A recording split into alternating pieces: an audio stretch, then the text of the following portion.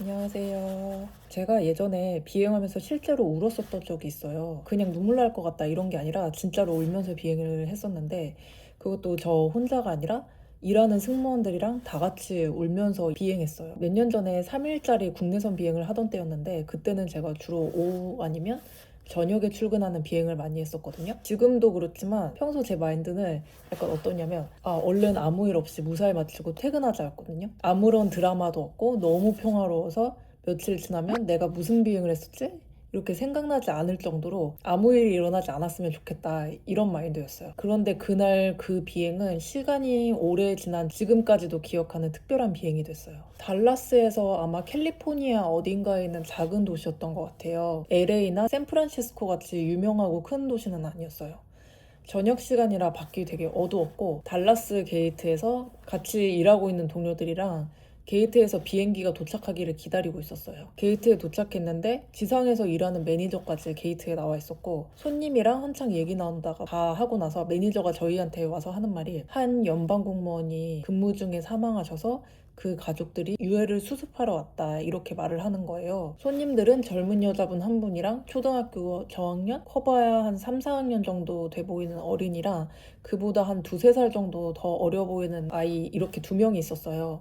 아이 중에 한 명이 이렇게 백팩을 메고 있었는데 그 가방에 유골이 있다고 했어요. 아무래도 돌아가신 분이 아버지고 젊은 여자분은 엄마인 것 같은데 아이들이 아빠를 잃었다고 하기에는 너무 어렸어요. 제 기억으로는 어린애들이 아빠가 돌아가신 걸 모른다고 했었던 것 같아요. 가족들이 다 담담해 보여서 더 마음이 아픈 거예요. 아마 어른들이 아빠한테 무슨 일이 일어났다 이렇게 정확하게는 얘기를 안 해줬어도 어쩌면 아이들도 뭔가 이상하다 이렇게 느끼고 있지 않았을까 하는 생각도 들더라고요. 저희 친척 중에서도 아빠가 어릴 때 돌아가신 경우도 있고 하다 보니까 그 친척들도 생각나고 그리고 엄마가 이렇게 젊은데 애들 데리고 앞으로 살 날들이 얼마나 막막할까 이런 생각도 들어서 되게 안타깝더라고요. 그날 승무원 중에 남자 동료가 있었는데 그분이 이 사정을 다 듣고 나서는 비행기에 올라가기 전에 게이트 근처에 편의점에 가서 초콜릿이랑 사탕을 사와서 그 어린 손님들한테 건네면서 챙기더라고요. 평소랑 똑같이 저랑 동료들이 일할 비행기가 도착했고 손님들이 탑승하기 전에 승무원들이 먼저 탑승을 해서 안전 점검이나 여러 가지 해야 할 일을 해야 되잖아요.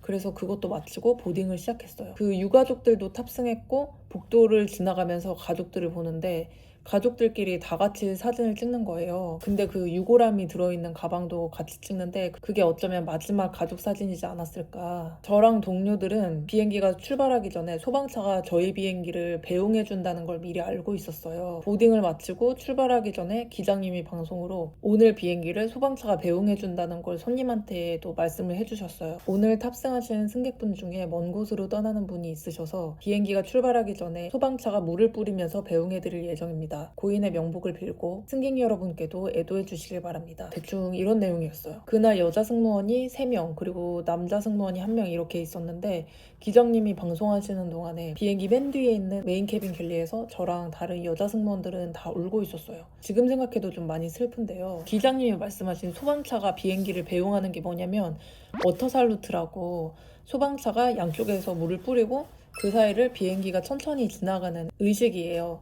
기장님이 은퇴하시는 마지막 비행에서도 워터 살루트를 한다고 예전에 들은 적이 있는데 제가 비행한 그날은 그 의미가 축하의 의미라기보다는 나라를 위해서 일하시다가 돌아가신 분을 잘 보내드리고 싶은 그런 마음을 담아서 비행기가 떠나기 전에 몇 분 동안 워터 살루트를 했어요. 그때가 이미 저녁 때라 창밖이 깜깜하고 어두워서 아무것도 안 보였거든요. 근데 가끔 물줄기가 창문으로 이렇게 떨어지기도 했는데 오늘 처음 본 승객 가족 일인데도 창문에 떨어지는 물줄기를 보니까 마음이 너무 아프더라고요. 유가족들을 처음 본 순간부터 보딩이 끝날 때까지 그 유가족들은 울지 않고 차분해서 더 슬펐어요. 그래서 저랑 동료들이랑 갤리에 있는데 비행기 문에 창문이 달려있고 그 창문에 물줄기가 떨어지는 거를 보는데 저랑 다른 승무원들은 그냥 다 말없이 조용히 눈물을 흘리고 있었어요. 사실 그럼에도 불구하고 승무원들은 맡은 일을 해야 되잖아요. 워터 살루트가 끝나고 나서 비행기가 활주로로 이렇게 향하는 동안에 저희는 복도에 나가서 기내 안전방송을 해야 됐어요. 저랑 동료들이랑 아직까지 눈가가 촉촉해져서 복도에 나가니까 제가 서 있는 근처에 있는 손님들이 놀래가지고 눈을 동그랗게 뜨고 쳐다보는 거예요. 생각해보면 저희는 보딩 전에 이미 상황을 다 알고 있었고 그래서 기장님이 방송하고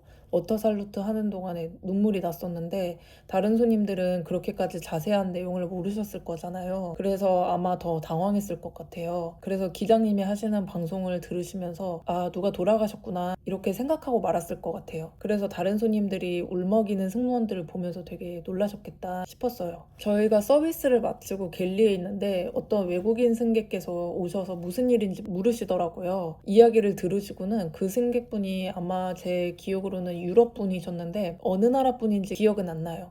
그 손님이 하시는 말씀이 그 손님 출신 나라에서는 가족이나 가까운 사람이 어디 멀리 가거나 여행 가거나 하면 떠나기 전에 잘 다녀오라는 의미로 물을 뿌린대요.